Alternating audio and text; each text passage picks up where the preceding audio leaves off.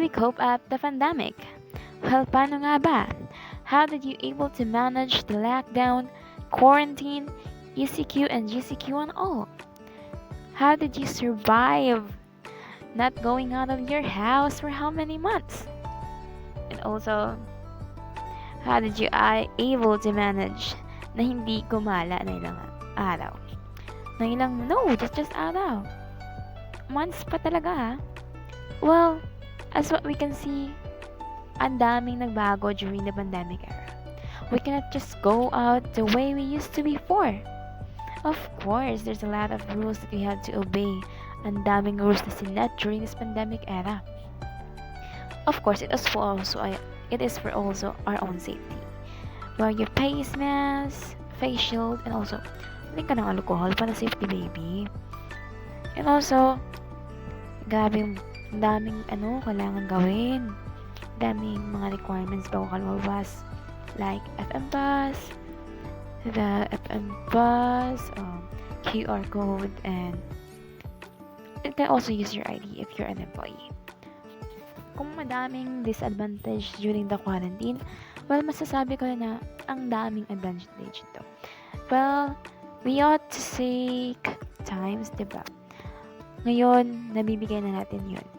Yung time natin sa pamilya natin, yung time na we ought to give sana before, but hindi natin yung magagawa kasi mas nauna yung gala, yung school and anything. Yan, dami ng time with your family. Pag-usap na kayo kasi diba noon busy din sa work kasi ganito ganyan. Pero ngayon, grabe talaga. Grabe yung times. Sana all na lang. Diba? Especially those who stay with their families during the lockdowns. Well, I'm happy that I may not be in my family, but I'm happy. Kasi I owe to be with my friend. Well, so we can see, daming tao, no? Ay, ang liit na pala. Well, liit na ng tao ng mall.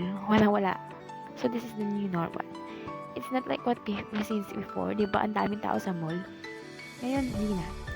Well, let's talk about how does really pandemic changes each persona. Well, let's talk about it after this video. And also, with regardings about the political self, the digital self, material self, and the physical self. Let's watch this. Let's talk about the physical self, digital self, material self, and the political self. Let's watch this! Material self.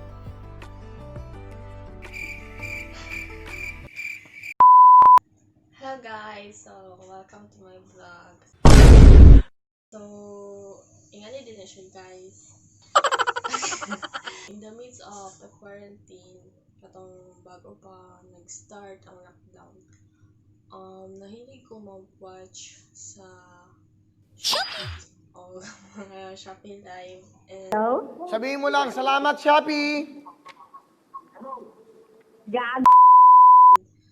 gusto jud kaayo ko mag-buy o mga sweatshirt. Feeling ako kay happy kaayo ko sa ilaha. So, mauto nagtan ako sa isa ka seller dan daghan kaayo ko gipalit jud, like as in mo 10 plus. Then feeling ako naabot na 20 ang collection as of now. And happy man pud ko. Okay. Aside sa sweatshirts, ganahan po dahil ko og shoes, specifically mga sneakers, and gahapon sa 11/11 nag-buy ko og sa Adidas. Ganahan din ko magpalit og mga sneakers and sweatshirts kay feeling ako kay na sense of accomplishment to do. after na ko siya, pag nana siya sa ako, like, sa akong posisyon.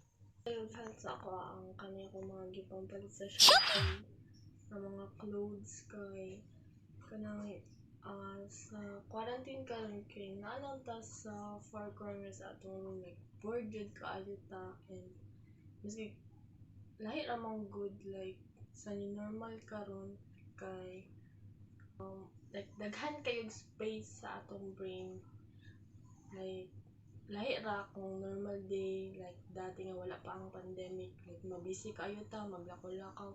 Karon naalang ta diri sa kwarto, like so bored jud kaayo ta, then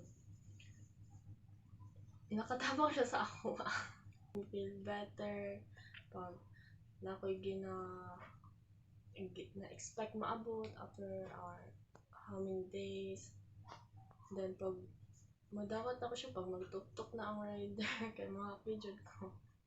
So, ang body, mo siya ginatawag na innermost part of material self, like naga-care jud ta kaayo sa atong body. So sa akong experience sa new normal is dati dili jud ko kaya naga-take of vitamins, like so murag okay lang sa ako magkasakit ingana, pero karon kay murag bawal na siya, like miski mag-ubo lang ka sa public places or magka-fever kay dili ka pasudon sa mall. So importante jud karon nga alagaan na totong body. So akong experience sa new normal kay nagka-take na ko karon og vitamins, then exercise para maalagaan na akong body.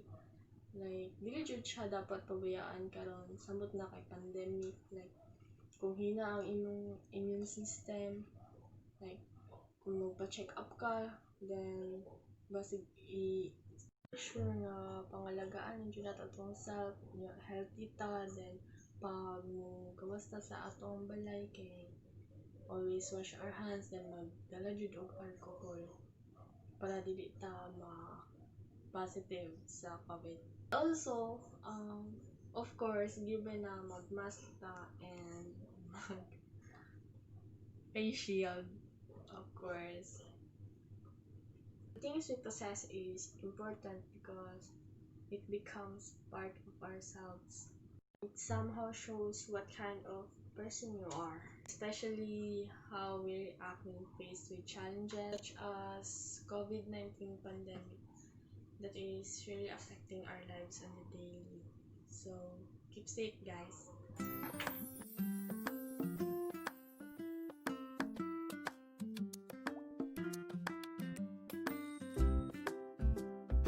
Hello, J Marians. Hello, pandemic fighters. This is Darlin, the Material Self Vlogger. Shout out Material Self. So what is, according to William James, pertains to the objects, places, or even people which have the label mind. Such possessions are viewed as extensions of individuals' identity. For instance, your clothes reflect certain aspects of your personality and you designate them as my wardrobe. Specifically, James identified the body as the innermost aspect of the material self. Also, you perceive certain body parts as most private or intimately yours as compared to the others. The next aspect is your clothing, the garments, which protect as well as project your body. This is followed by your family. They are connected to you by blood. You share their glory as well as your shame. Your home comes next. It is where many aspects of your life have been developed. It is where you feel most comfortable, and it is greatly linked to your identity. This is then followed by your other possessions, such as gadgets and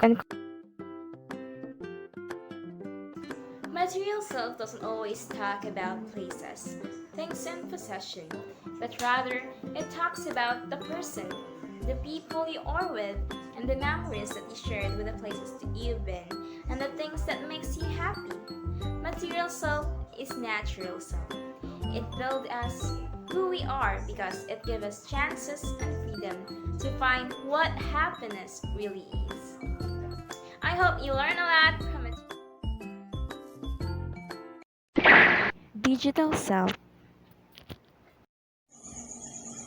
So hi everyone, by the way, my name is Jocelyn Canedo, and now I'm going to give a brief explanation about the digital aspect of the self. So what is the digital self? So it is the mask that we put on to engage the technological world. So it pertains to what and who we are inside the digital world. So the digital self is where our sense of mind and self is created and expressed through online interactions, since we are now engaging with social media like Facebook, Twitter, Instagram, Skype, and such.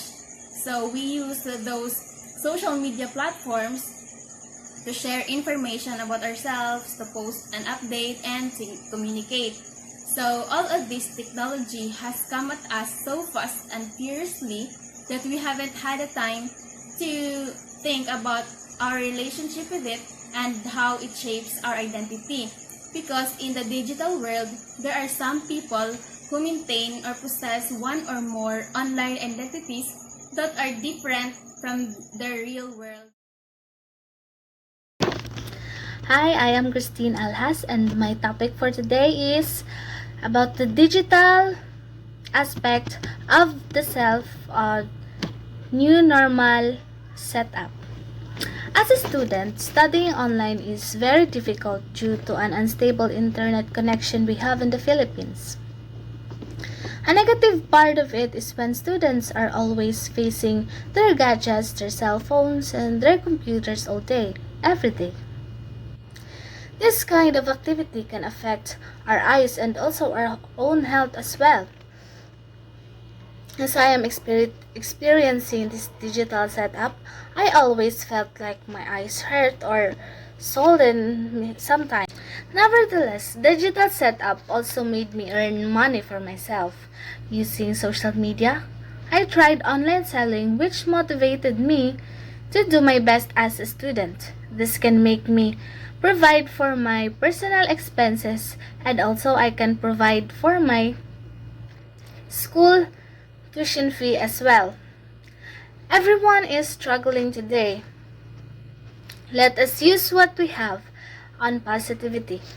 All of us suffer because of this pandemic and natural calamities, but let us all use this as our resources to rise up again as a human and as a Filipino being. Physical self. Hey guys, so ayun na nga. Quarantine pa rin tayo ngayon. How's your quarantine life going so far naman? Yes, I know that all of us had missed the life we had before this pandemic. We miss going outside because it's our life before the pandemic, right?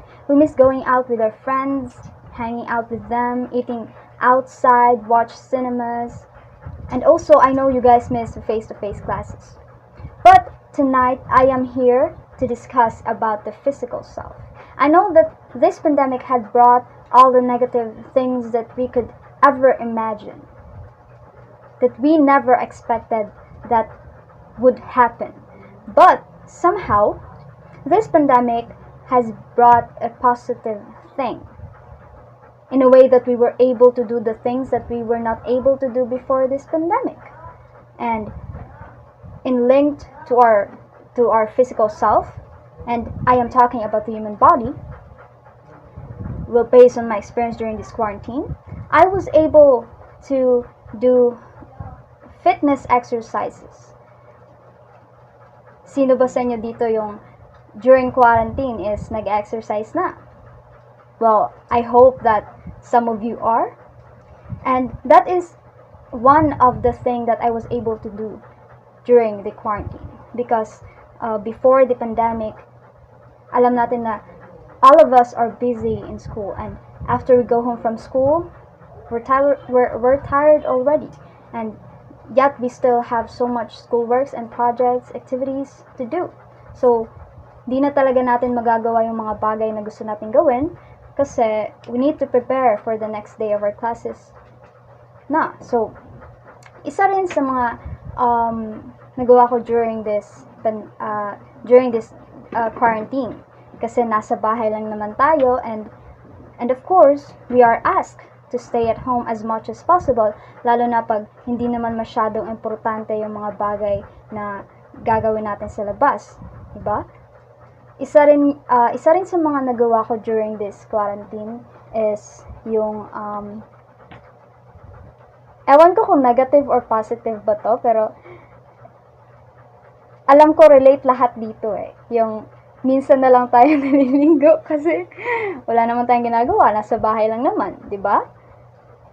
Para at least siguro para makasave din ng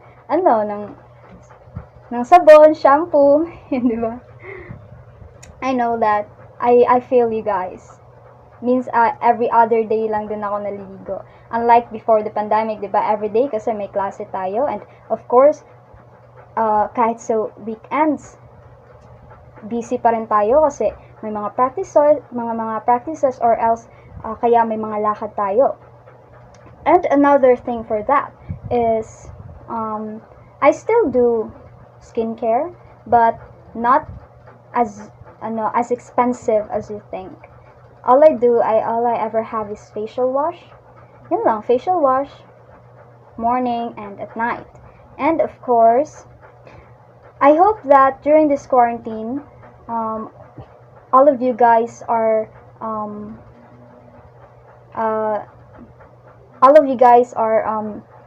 doing well, especially when it comes to your health. That I hope you guys are conscious when it comes to your health.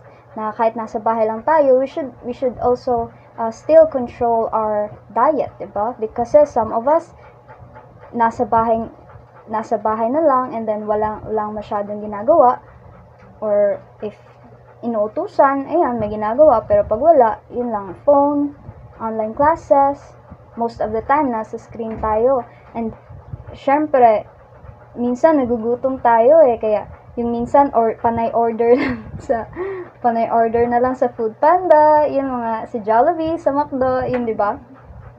I hope na we still take good care of our health, especially during this pandemic. And one of the reasons kasi this pandemic is we were able to spend less, but I don't think so sa situation nyo kasi mukhang during this pandemic, during this quarantine, parang medyo mas magasta ata kaysa sa kaysa sa ordinary days, yung life natin before pandemic.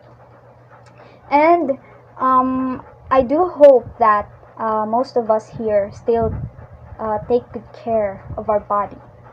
That we should do proper exercise, proper diet, and yung iba sa inyo, goal nyo nga, na after ng pandemic or after ng COVID is, sana papayat na ako, sana tataba na ako, yun, yung mga ganyan na mga bagay. And you can achieve that.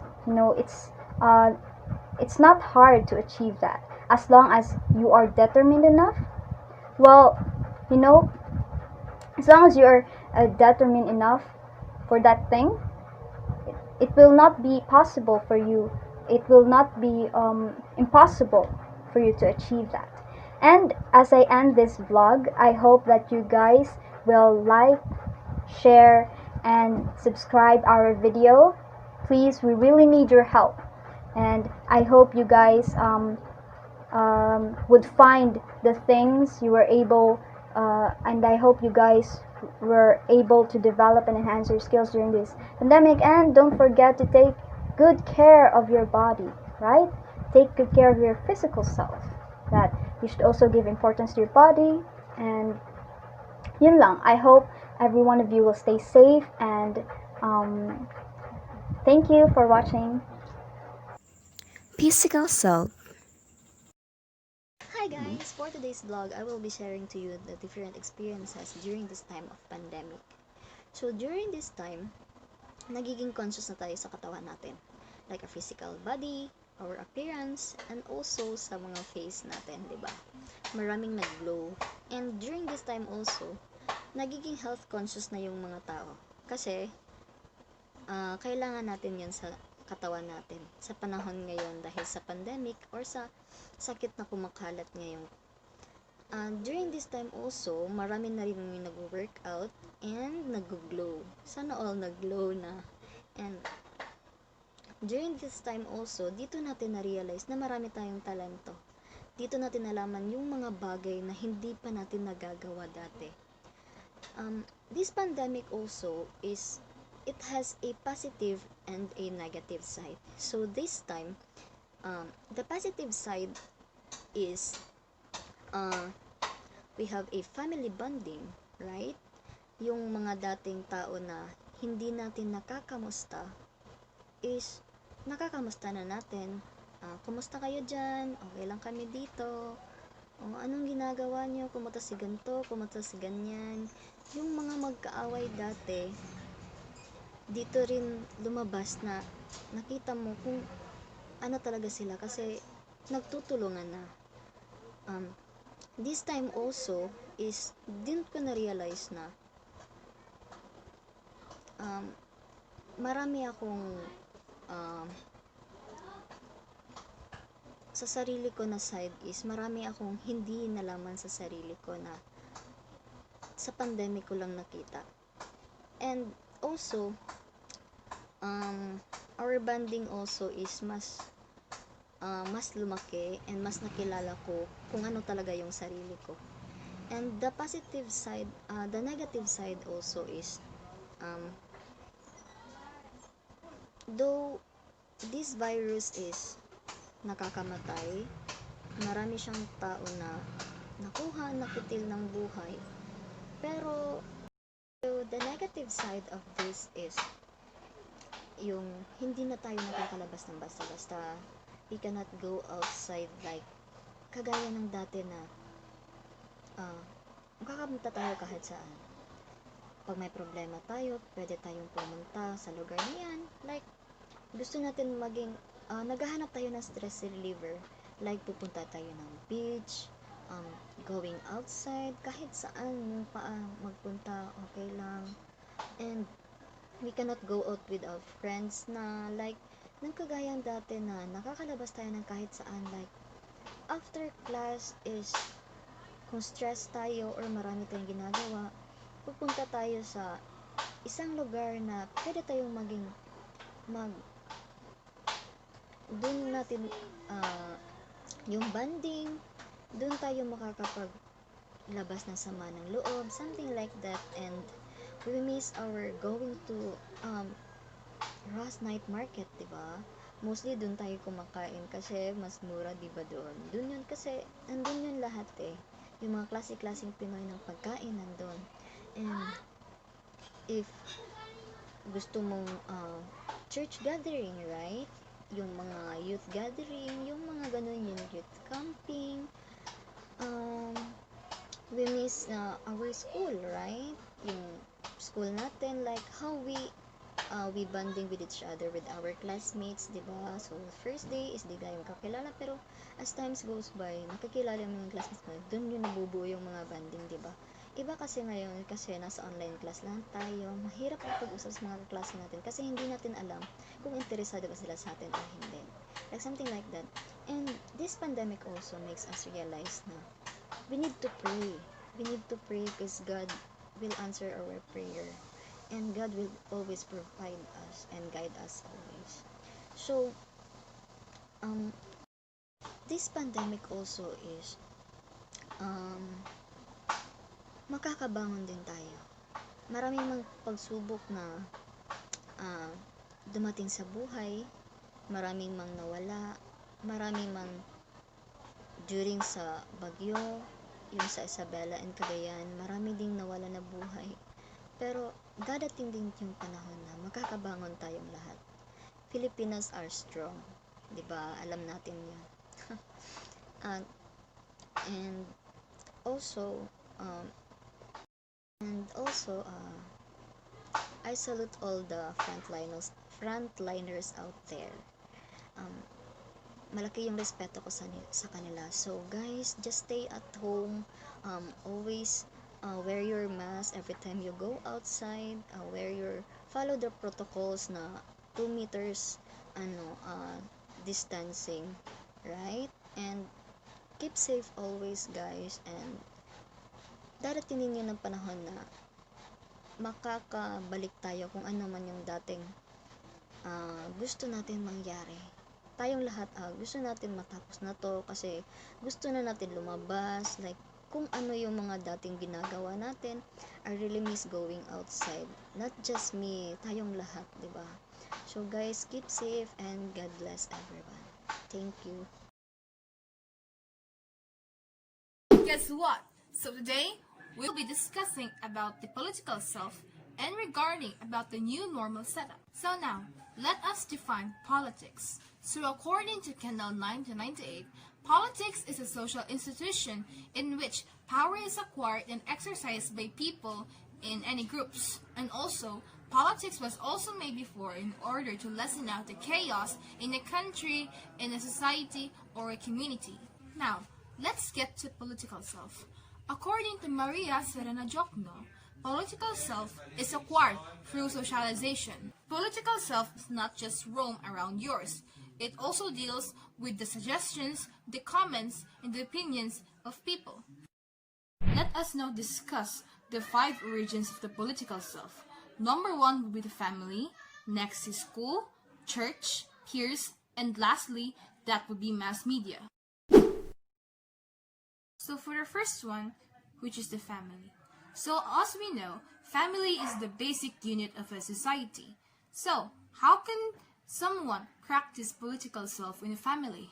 As we all know, being a part of a family member, we have our positions, our roles, and also we know which authority we have. Just for like an example, like being a father, mother, or the eldest daughter or brother or the youngest sibling. So, by this, you are exercising your authority in a family. You know which position you are in and you know what to do and you know your responsibilities. So in this political self, you are practicing right now on how to build up your authority. Just not by being in a family, but also would be essential when you will grow up and then meet new other people. So that is why the family is considered to be the basic unit of a society. And by this, by being at home, you are already knowing and practicing your political self. Next one would be school. So school is a very essential factor to us students until we grow up and we find our own path. So what does the school do in improving someone's political self? So actually, political self in school, the school teaches you a lot of things, and not just by teaching things, they're also essential for instilling nationalism within you.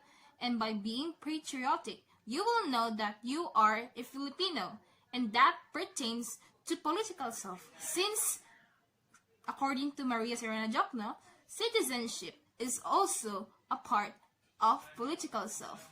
So by being Filipino and by instilling nationalism, you are also practicing your political self. You are following such protocols, you're following such laws, which the school is teaching you to be a very responsible citizen of the Philippines. So now we will be discussing about the church. So how is church related to political self? So the church teaches us good morals and right conduct, which is very essential to our growth of our political self. Just like for an example, in the church it teaches you to not kill, and also in the law it also explains that you should not kill. And that is so important, the church in the political self, as it teaches you to not be ignorant, it teaches you what is right or wrong, it helps you discern what is the right thing or wrong to do. So it really helps you in your decision making and in your lives whenever you plan out something. So next is peers. So as we all know, I think we have our peers, and by having peers, you are exercising your authority, and that is part of the political self.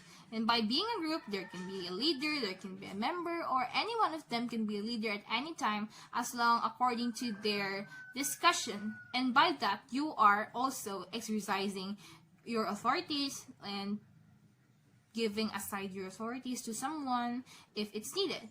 And that is how political self is done in being with the peers.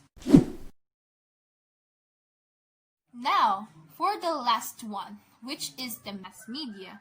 So mass media is very rampant nowadays, especially that we are just in our homes. So how does the mass media teach you about the political self, and how is it so important to you? So mass media is very important to us Filipinos, just like in helping you or making you decide on which leader or whose leader are you going to vote and choose. It also deals with your discernment on which right is wrong. It also teaches you like where is a hoax source of information. So yeah, mass media is also the key source to information. Without mass media, we won't be having any news from around the world. We won't be knowing about the current situation that has been happening in the country or even around the world. And that is how important is the mass media to the political self. And that is not to be ignorant about everything. It teaches you even more and gives your mind like a sense of knowledge, and not just by being empty all the time. So I think I have given a brief description about the political self and its origin, which is the 5 factors, which is the school, the family, the church, and the peers, the mass media. So now I will refer you to my partner who will be explaining the political self in the new normal. So for the question, how can we such develop political self with the new normal? As we all know that everything has been changed, there are lots of normal things that have been changed, and accept that it is the reality right now. So I will refer you to Eddie de la Peña, who will be explaining his experiences with his political self despite the new normal setup. So, ang experience ko naman ngayon sa new normal setup with my family, ngayon mas marami kaming oras sa isa't isa na kapag-usap at katanong-tanong sa mga bagay-bagay. At sa bahay natin, meron tayong mga batas or nasusunod. Minsan, yung tatay. Dito sa bahay namin, yung lolo ko. At nakakatulong siya sa political self ko. So, ang experience ko sa new normal setup sa school, alam naman natin ngayon na online class lang, pero natuturo pa rin ng mga guro ang dapat nilang ituro sa atin, mga estudyante. At nadadagdagan din ang knowledge ko sa political self by promoting nationalism. So ngayon, ang experience ko naman sa church, alam naman natin ngayon na di na katulad dati na marami ang nakakapunta dahil sa new normal setup. So kahit ganon, naituturo pa rin nila ang mga good moral. At yun ay nakakatulong sa political self ko. So, sa mass media, syempre, diyan tayo ngayon kumukuha ng information or balita, naririnig at nakikita natin sa TV or di kaya sa social media. At nakakatulong siya sa political self ko dahil marami akong nakukuha information, di lang dito sa lugar namin, kundi sa iba't ibang lugar pa. So, ang experience ko naman sa peers ay yung time na naglalaro kami ng mga kaibigan ko ng ML. Dahil alam naman natin ngayon sa new normal setup, di na katulad ng dati. So, sa online games na lang talaga kami nagbabanding. At habang naglalaro kami, syempre, isa lang ang goal namin, ang manalo. Minsan may magtatayo bilang isang leader, minsan naman wala. Pero mas maganda talaga yung merong leader dahil maganda ang kinalabasan